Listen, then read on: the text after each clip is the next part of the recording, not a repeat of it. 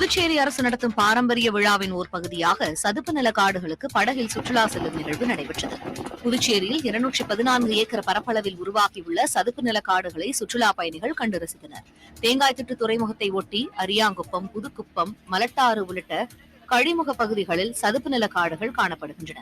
இந்த நிலையில் புதுச்சேரி சுற்றுலாத்துறையும் தொண்டு நிறுவனங்களும் இணைந்து நடத்தி வரும் பாரம்பரிய விழாவின் ஓர் பகுதியாக சதுப்பு நில காடுகளுக்கு படகில் சுற்றுலா செல்லும் நிகழ்வு நடைபெற்றது. ஆக்சுவலி இந்த இடம் ரொம்ப நல்லா இருக்கு.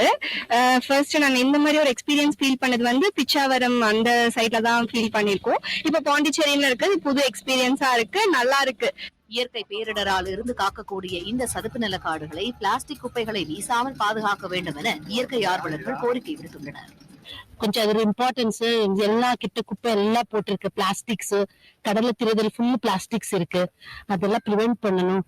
அரசின் ஏற்பாட்டால் சதுப்பு நில காடுகளை கண்டு ரசித்த சுற்றுலா பயணிகள் புதுச்சேரியில் இதுபோன்ற சுற்றுலா தலம் இருப்பது புது அனுபவத்தை தந்ததாக மகிழ்ச்சியுடன் தெரிவித்தனர்.